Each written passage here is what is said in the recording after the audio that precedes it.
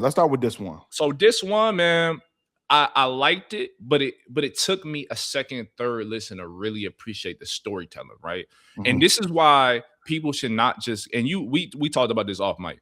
This is why people shouldn't just jump out at the album drops at midnight and by 12:30 you're already getting your video set up so you can make a review. It's That's crazy. crazy, It's right? crazy. Because this now album is an hour and 44 minutes. It's a 2-discer. So to start with the first, I liked it, but it took me a while to really appreciate like Poor Thing, Legacy. You know what I'm saying? Hard. Oh my God, bro. Drum and bass, like Lonely at the Top. Lonely at the Top was the one off first listen, and I would say 2-6, where I was like, oh yeah, this is crazy. He's rapping out of his mind. But it took me a while to like for those other tracks that I mentioned to really resonate with me. When I heard it, bro, I was like, when I heard it.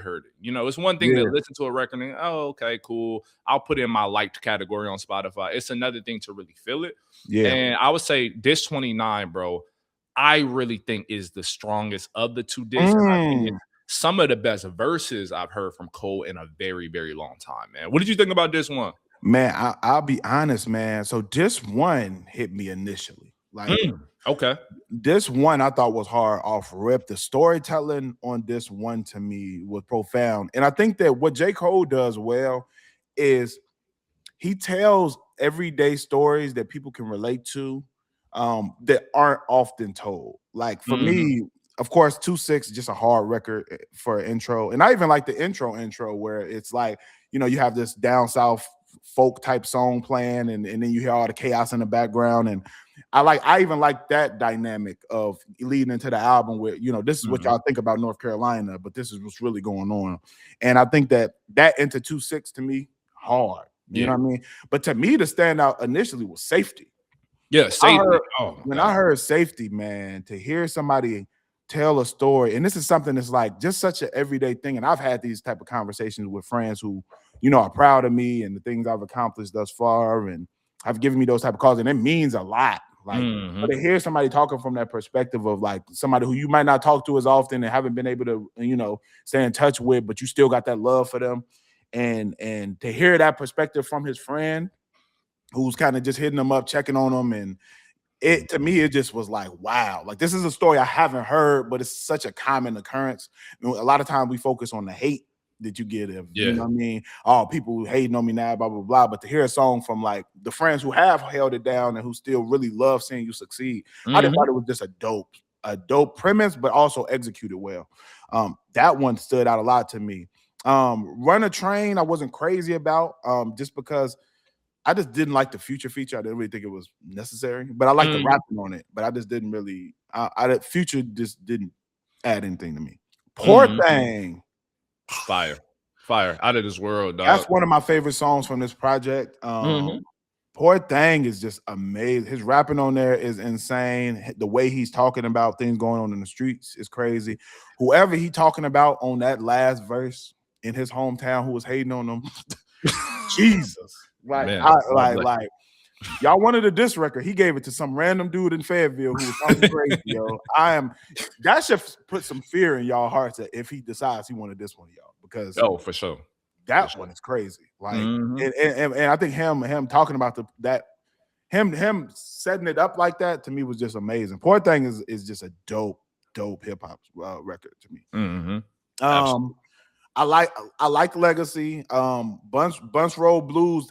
That one didn't. I had to listen to that back. I didn't like it the first time I heard it. Yeah, I didn't either. My first time I heard it, I was like, nah. And then I really didn't even like the Future coming in with the. You could say, oh, I'm not the biggest Future fan. I didn't like the Future coming in with the Usher sample. It just kind of threw me off. I was just like, I don't know what's happening here. You know what I'm saying? But then when I went back and listened to it again. In the car, sometimes the car will do something else to us. It saves a lot of records. I ain't gonna lie. It does. I listened to it when I was riding around last night. And I was like, oh, okay, I get this now. Yeah, noise cancellation in the AirPods can help too. I'm not gonna lie. But just playing it in the crib on the speakers, I was like, I ain't feeling this. But when I rode around to it, I was like, oh no, this is a nice little vibe record. Who the F is You? Hard. Oh yeah, that joint hard, especially when it goes to the second like version or whatever, and that beat drop. Stupid, bro. Stupid. And the crazy part is, I didn't like the actual Well, I didn't like, but the tease. This is usually when I hear a teaser, I'm disappointed when I hear the full song. I'm gonna be honest. Yeah. Usually when I hear a teaser, the teaser sound fire. You listen to the whole song, and you be like, Uh-huh. eh. This was opposite almost. Like when I heard the teaser, I was like, okay, this is cool. But when I heard the full song, I was like, oh, this is way better than I thought it was gonna be. Yeah. Yeah, like that beat switch. Mm-hmm. I don't even know what that was that it switched to. It sounded like some old, like early 2000s trap type. It was hard. Yeah. I'm not gonna lie. But that one is amazing. I love drum and bass though. You drum know what I'm and saying? bass. The storytelling on all of this on disc one, I thought was amazing. I have not decided yet which disc I like more personally. Yeah. I'm still kind of conflicted, but because I like them for different reasons, and we'll talk about that when we get to the next disc. But the Let Out is another song I didn't like when I first heard it. I like the premise because anybody who grew up in the era of parties or clubs growing up, I've never heard a song about the dangers of leaving. Yeah, nobody talks about that, bro. That's why I say J. Cole is able to talk about things that we all go through and put them in song that is like, it's I don't know, Ben. It's so unique. Like I've never thought about having a song about that and that feeling you have when you leave and everybody standing around and you know something gonna pop off at some point. Exactly. I'm from Chicago, so everybody who from Chicago know at skating rinks. When we grew up, skating rinks was like the big party thing when we were in middle school, high school, and everybody just be standing around after the rink on 87th. If you were in the Burbs, Rich City Skates, y'all know these places I'm naming. It was always like somebody gonna fight, somebody gonna do something afterwards, and I think him doing it sonically, it didn't work for me at first, but then I kind of listened to it. It kind of grew on me because I didn't like the whole rock. Yeah, I didn't. Yeah, it just didn't fit. I'll talk about that. Yeah, it didn't really fit in the mix for me, but it was interesting though. It was an interesting switch up.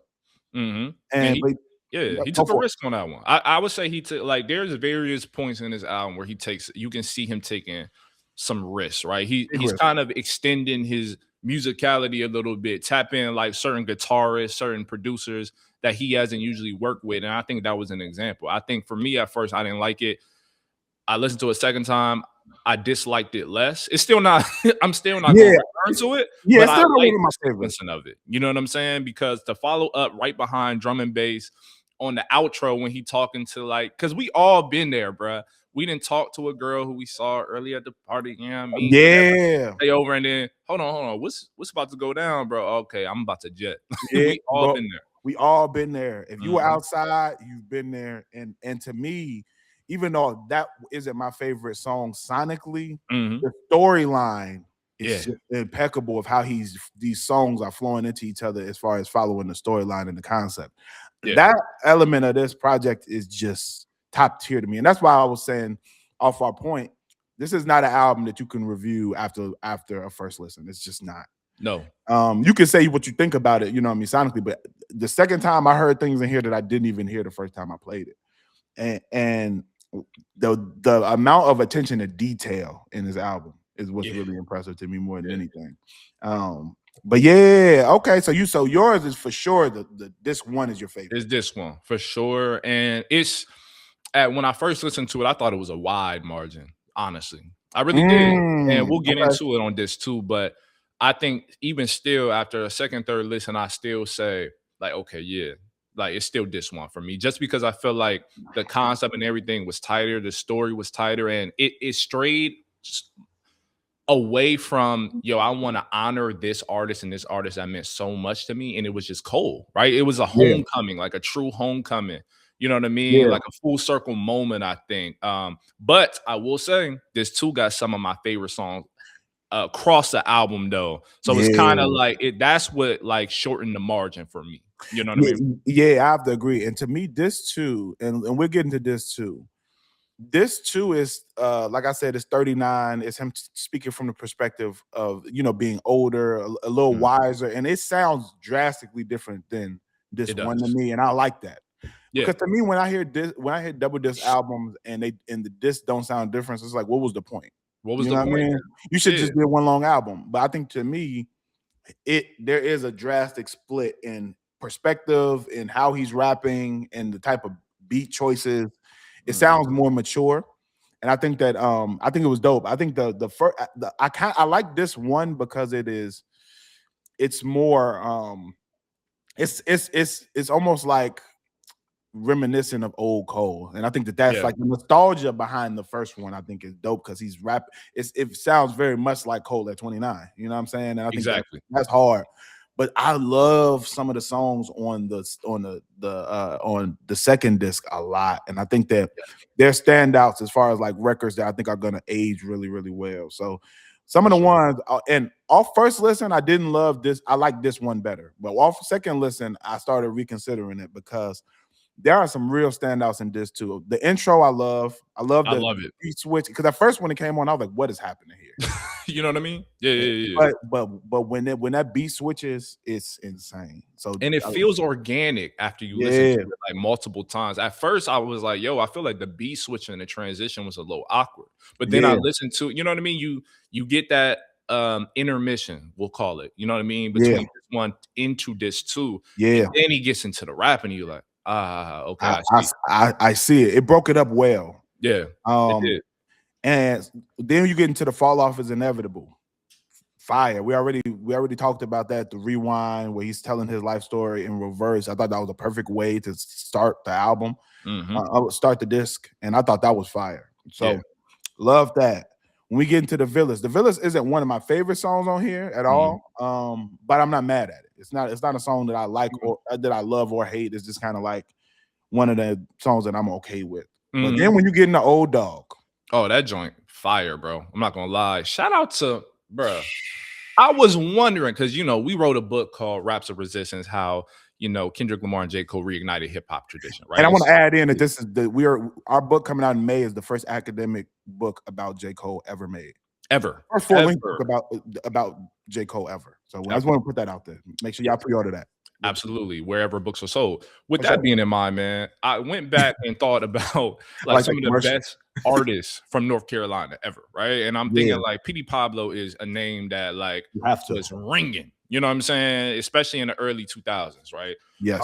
So to see them collaborate on Old Oh Dog, man. bro, come on, it Dude, made me smile, bro. it It made did. me smile too, man. And for him to have the sample of of North Carolina, take Yeah. your shirt off, right? Like that was a moment in hip hop. And that was Yeah. really our first look at what North Carolina hip hop sounded like. You know what I'm 100%. saying?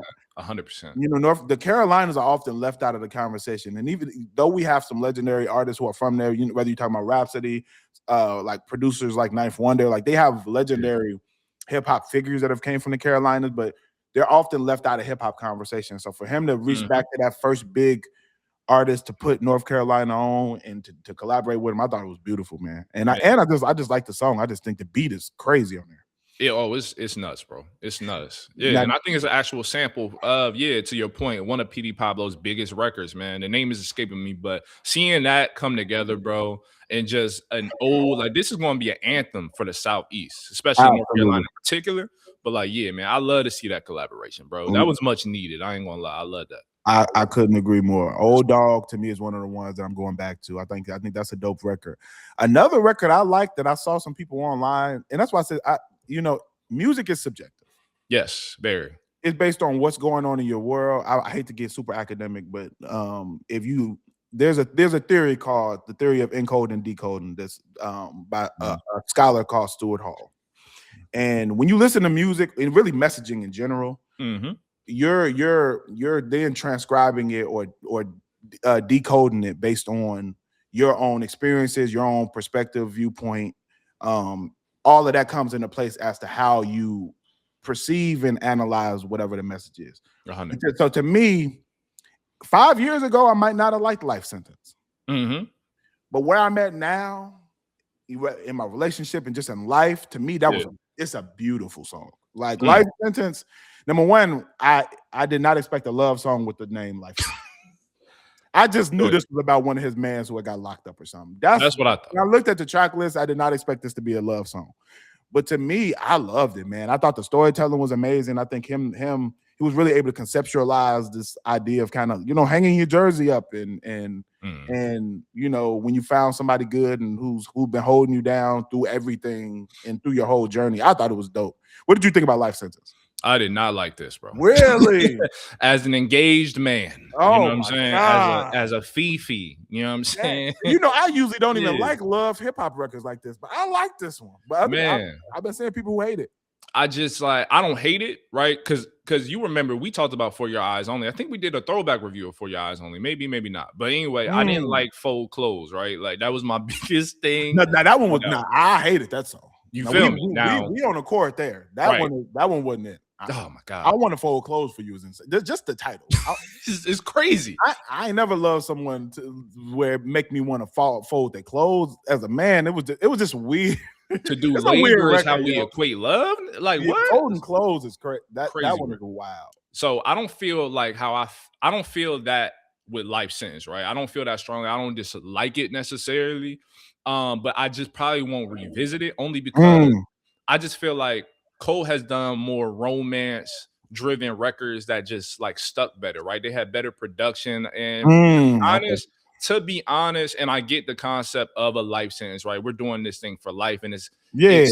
it's fulfillment, it's love, romance, and Yeah, not forever. punishment, right? Right. Obviously. You know what I'm saying? But I just feel like that could have come across a better way. You know what I'm saying? Like Mm, I get the wittiness of it, but like, nah, I've heard you do this better. So that's I just didn't okay. really like the song. Yeah. I get it. When I can get why people don't, because like some people don't like the DMX sample. I liked it. You know what I Mm, mean? yeah. I like the flip of the DMX. You know what I mean? And that's one of my favorite DMX songs too. So I think he Yeah, did it justice with that flip. I'm not gonna lie. yeah. I think he did. Yeah. Now going from Life Sentence to Only You, I don't like Only You. I don't like it at all. And let me tell you why I don't like that. And Mm, this is the bias. And you always have to talk about your own musical bias. I'm not Afro beats guy. I'm gonna mm. be very clear. Yeah, yeah, yeah. Afro beats is not my bag. Shout out to everybody who rock with it in Mm, America, internationally. I know it's a whole movement. Unless I'm outside and I see people dancing to it, that's the only time where I like that music. Other than mhm. that, that sound doesn't do it for me personally. So I know a lot of people like the Burner Boy feature. For me, it didn't move me. You know what I mean? Especially coming from Life Sentence, because I really like Life Sentence. So for Mhm. me, that had me really deep into the story that he was telling. And then when it went to Only You with the singing, and I just was like, this I ain't wasn't doing feeling it. I wasn't feeling it, bro. And because that collaboration felt forced. Like that's the only it. one. Yeah, I Cole wouldn't was even trying say to that's sing a lot on there. That was a lot of singing. you know what I'm saying? Like it just felt forced, bro. And of course, like J. Cole, like I said at the top of this review, like he was being more experimental, which I personally love the fact that he did that. He kind of stepped outside of the Yeah, composition we're accustomed to hearing him in, right? But I felt like this was a little maybe too far left because it was just an awkward like collaboration. I love Burna yeah, Boy. I love Afro beats. I'm a piano, especially when you outside and it's not snowing a half foot out. But yeah, like I just didn't feel like this was the move. I ain't gonna lie. yeah. That one didn't do it for me. So so far in this project, we on track 18, and there's only like probably 3 songs I don't rock with, to be Yeah, honest. So that's a strong album. that's a strong average. Hmm. And the ones I don't like, it's like they're tolerable. They're not like, you know what I mean, awful Yeah. songs. I just don't necessarily care for the sound. Hmm. Um, Man Up Above, I liked. I like that record. I I liked like Man Up that record. Above. I like Hmm. that record a lot. But then we get into I Love Her Again. Mm, Now this one, we've heard a lot of records that are using it starts with Common. I used to love her, of course, right. of people comparing a woman to hip hop. I Mhm. like this because it kind of picks up where Common left off. And I think that was a dope concept. And I also just think Cole's rapping on here is Oh, he's going crazy. superb. The Yeah. way he does it, he actually does it in a way where if you're listening to this, you wouldn't even know he was talking about hip hop. And I like that he doesn't say it anywhere in there. Yeah. Mhm. Yeah. What were your thoughts on I Love Her Again?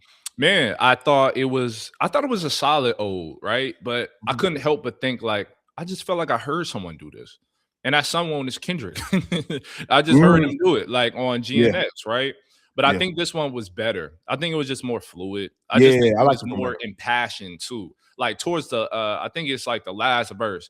Bro was saying like, yo, F her, like I'm over her. You keep Yeah, mess with all these other artists, essentially. You know what I'm yeah, yeah, saying? yeah. And like, where's the loyalty to me? And then towards the Right. end, he says, you know what? I said all that selfishly in my own, in my own realm. That's how I felt, but I'm starting to love it again. So like, I think like the whole Common spinoff thing, right? Of I Used to Love Her, I kind of feel like it's overplayed now. And I think it's recency bias just because I feel like I just heard a major artist do it and I've heard Yeah. other people do it. But I do think it is a solid record. Do I love it? No. But I And, think it's solid.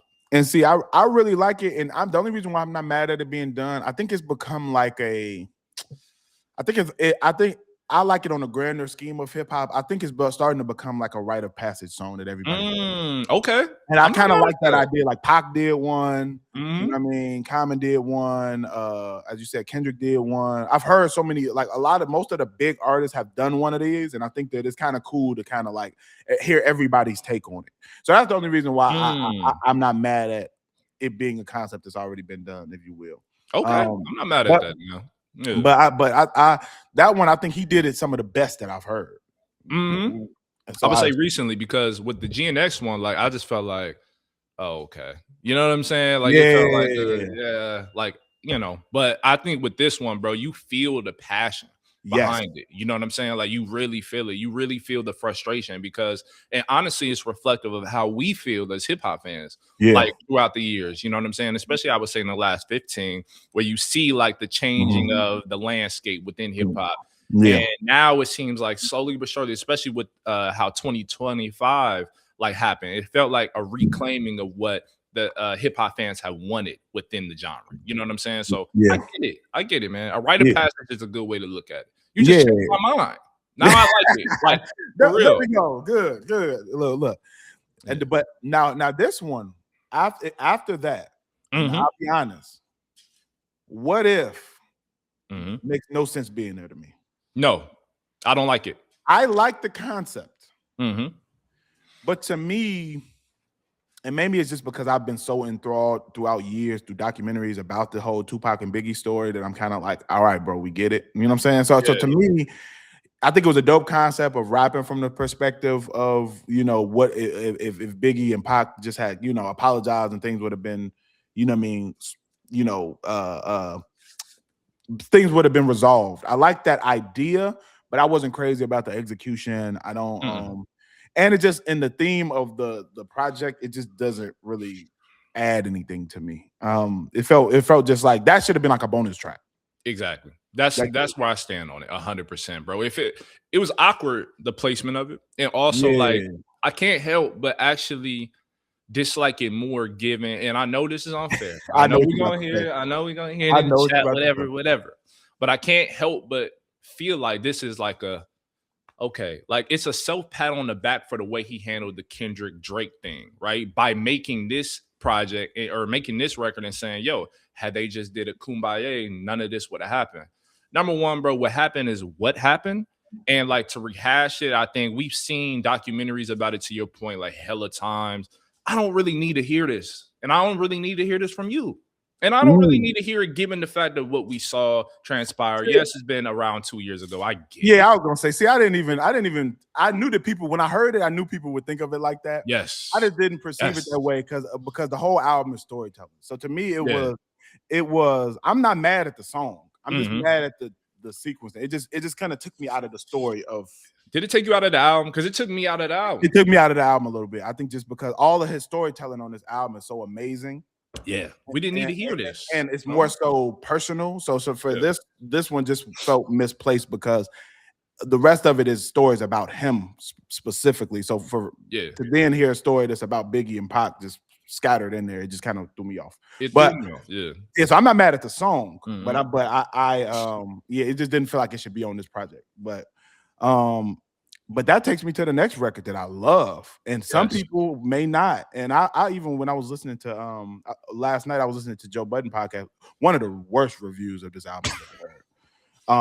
I'm not gonna lie, I was like, y'all did Which not. one? Like the whole crew or like one specifically? With Joe Budden and Parks, theirs was decent, but like everybody else, that you could tell they didn't listen to the whole project. It seemed like Stop um, commenting if you haven't heard this album even and even one of heard the it more than once. even one of the co-hosts said he didn't finish it. So I'm like, why are you on the panel talking about the album then? But Quick Stop to me was dope. And the reason why I bring them up is because they were talking about it like, well, yeah, what's the point of making a song about somebody taking a picture of you at a gas station? I'm like, if that's what you gathered from this song, Come I on. don't know what you were listening to, but Facts. it's him telling a story that is really revolved around him forgetting his importance and impact on the Yes. people who are fans and listen Yeah. and who have been impacted by his music.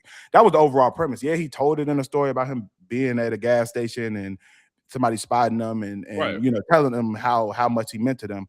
But the last whole few bars is all about him saying like, man, I almost forgot that 100%. my impact is why I'm in hip hop. So to me, it was I love that one. I thought it was a dope transition. And I honestly feel like, to be honest, I feel like the album could have stopped there. I feel like that too. Listen, bro. I know I'm the crybaby between us two on this pod because I be saying like, "Yo, this record made me tear up. This made me feel this way." You know what I'm saying? No, that one was one of And those. this was one of those records. Quick Stop was one of those records Yeah, because we've all been there. As someone, especially like seeing you, right? Like we're talking about all the accomplishments you've had throughout your life. Sometimes it takes those moments of people, even from your hometown, from Cali, whatever it is, here in Philly. It means so much for people to stop you, and because I know you're so forward thinking, right? Anybody that's had success in their life and, Mhm. and has that ambition, right, to always think forward, think about the next year and the next year after that, or next 5 or 10, is Absolutely. always thinking forward, right? So they don't really have the moment to sit down and think about just how much success they've had or how much they've accomplished in their journey and how rough it was along the Yeah, way. So a self tribute record in that way, right? I think is well placed. Number one, I think Quickstop was well placed, and I also think it was well told because he talks about what it means to be a hip hop artist, especially of that level, and yeah, to touch the people and how meaningful that is, right? yeah, Like, and he was almost like he had like weight lifted off his shoulders and recognizing like, yo, people do appreciate the things that I've done. You know yeah. what I mean? It does mean something, right? And And I think that's a credit to Cole as someone who's like riding his bike down, in Brooklyn or like Manhattan or whatever, and he has that connection with the people, bro. Like, you know what I'm saying? So yeah, I thought it was dope, and I agree. The album could have stopped here, bro. It yeah, could have. and I get why I didn't, and we'll talk about because the last one is an ode to Fayetteville. I get it, so Yeah, I understand why he ended it with that one. But to me, man, this one was so impactful because, like you said, man, you sometimes get caught up in the mix of things. And as somebody who's personally been impacted by J. Cole's music growing up, like yeah, J. Cole, I honestly can say J. Cole impacted me going to college. You know what I'm saying? Like hearing J. Cole, I was in high school when Cole mixtapes was out, and hearing him rap about college and all the things he was going through and coming from nothing and going to school and change, like that impacted my perspective on going to college. You know what I yeah, mean? So, 100%. so as somebody who's real life and who has Cole has songs that have impacted me in real life, I think that it's dope to hear how he knows that and that he's aware Yeah, of his impact in that way. And yeah, I thought it was a dope record. And that to me, the storytelling on this project is A1. A1, bro.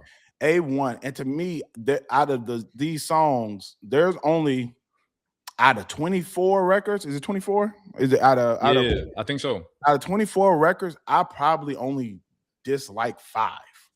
Yeah, that's a strong album, That's bro. a crazy average. You know what I mean?